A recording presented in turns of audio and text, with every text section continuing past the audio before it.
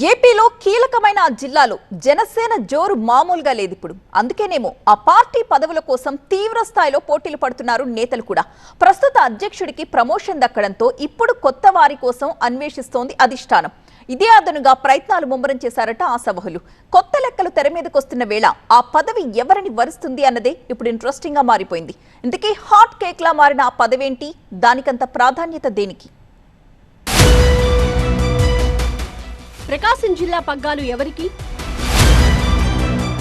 రియాజ్ స్థానంలో కొత్త నాయకుడెవరు? తెర మీదకు కాపు కోణం. బాలినేని వర్గానికి ఛాన్స్ కష్టమేనా? ఉమ్మడి ప్రకాశం జిల్లాలో జోరు మీదున్న జనసేనకు నాయకత్వం వహించేదెవరు? అదే ఇప్పుడు రాజకీయ వర్గాల్లో చర్చనీయాంశంగా మారింది. అధ్యక్ష పదవి కోసం ఎన్నడూ లేని విధంగా పోటాపోటీగా నేతలు సై అంటూ ఉండడం మరింత ఆసక్తి రేపుతోంది. ప్రస్తుత అధ్యక్షుడికి ఒంగోలు అర్బన్ డెవలప్మెంట్ చైర్మన్ పదవి దక్కడంతో ఆ స్థానం ఖాళీ అయిపోయింది. దీంతో ఈ సీట్ ని దక్కించుకోవడానికి జిల్లా నుంచి చాలా మంది నేతలే ట్రై చేస్తున్నారు. అధికార కూటమిలో భాగంగా ఉంటూనే పార్టీని సొంతంగా బలోపేతం చేయాలని భావిస్తున్న పవన్ కళ్యాణ్ ఈ సెప్టెంబర్లో రాష్ట్ర వ్యాప్త పర్యటనకు సిద్ధమవుతున్నారనే టాక్ నడుస్తోంది. అందుకోసం రూట్ మ్యాప్ కూడా సిద్ధమవుతున్నట్టు తెలుస్తోంది. నెల్లూరులో మొదలెట్టి చిత్తూరు మీదుగా రాయలసీమ జిల్లాల్లో పర్యటించేలా పవన్ టూర్ ప్లాన్ సిద్ధమవుతోందట. అయితే అంతకు ముందే జిల్లాల్లో పార్టీ అధ్యక్ష పదవుల్ని సమర్థవంతమైన నేతలతో భర్తీ చేసి వారి ఆధ్వర్యంలో పర్యటనలు చేయాలని భావిస్తున్నారట పవన్. ప్రస్తుతం పార్టీని బలోపేతం చేయడంపైనే ఫోకస్ పెట్టిన పవన్ జిల్లా అధ్యక్షులుగా కొత్త వారికి అవకాశం ఇవ్వాలని డిసైడ్ అయినట్టు తెలుస్తోంది. అందులో భాగంగానే కీలకమైన ప్రకాశం జిల్లా బాధ్యతలు అప్పగించే విషయమై పలువురు పేర్లను పరిశీలిస్తున్నట్టు ప్రచారం జరుగుతోంది. వీరిలో ప్రముఖంగా ఇటీవల పార్టీలో చేరిన ప్రముఖ వ్యాపారవేత్త కంది రవిశంకర్ పేరు వినిపిస్తోందట.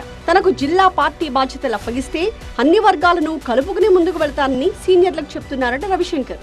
అయితే ఈసారి తెర మీదకు వస్తున్న సామాజిక సమీకరణల ప్రకారం కాపు వర్గానికి అవకాశం లభిస్తే అది తనకే దక్కుతుంది అని భావిస్తున్నారట రవిశంకర్. ఎలాగూ స్థానిక టీడీపీ ఎమ్మెల్యే దామచర్ల జనార్దన్ మద్దతుతో పాటు ప్రస్తుత జిల్లా అధ్యక్షుడు షేక్ రియాజ్ మద్దతు కూడా తనకే ఉందన్న ధీమాతో ఉన్నారట కంది. అలాగే ప్రస్తుతం జనసేనలో ఉన్న కీలక నేత మాజీ మంత్రి బాలినేనితో కూడా రవిశంకర్ కు మంచి సంబంధాలుండడం కలిసొచ్చే అంశంగా చెప్పుకుంటున్నారు. అయితే మాజీ మంత్రి బాలినేని వచ్చాక జనసేనలో వర్గాలు ఎక్కువైపోయాయన్న టాక్ ఉంది. బాలినేని రాకను మొదటి నుంచే వ్యతిరేకిస్తున్న రియాజ్ చివరి వరకు ఆ చేరికని ఆపేందుకు ప్రయత్నించారు. అయితే పెద్దల సమ్మతితో బాలినేని శ్రీనివాస్ రెడ్డి ఎంట్రీ జరిగిపోయినా నేతలెవ్వరూ కలిసికట్టుగా ముందుకు సాగలేని పరిస్థితి. బాలినేనికి బద్ధశత్రువులా వ్యవహరించే టీడీపీ ఎమ్మెల్యే దామచర్ల పక్కన చేరారు రియాజ్. ఇక గతంలో వైసీపీలో ఉండగా బాలినేనితో సన్నిహితంగా ఉన్న కంది రవిశంకర్ జనసేనలో చేరిక విషయమై మరోలా వ్యవహరించారు. బాలినేని ప్రమేయం లేకుండానే పవన్ సమక్షంలో కండువా కప్పుకున్నారు. అంతేకాదు బాలినేని రాకను వ్యతిరేకించిన దామచర్ల రియాజ్ వర్గంతో చేరిపోయారు. ప్రస్తుతం జనసేనలో రియాజ్ వర్గం ఒకవైపు, ఆయన్ని వ్యతిరేకించే వర్గం బాలినేని వైపు ఉంది. ఈ రెండు వర్గాల మధ్య జిల్లా అధ్యక్ష పదవి ఎవరికి దక్కుతుందన్నదే ఇప్పుడు సస్పెన్స్ గా మారింది.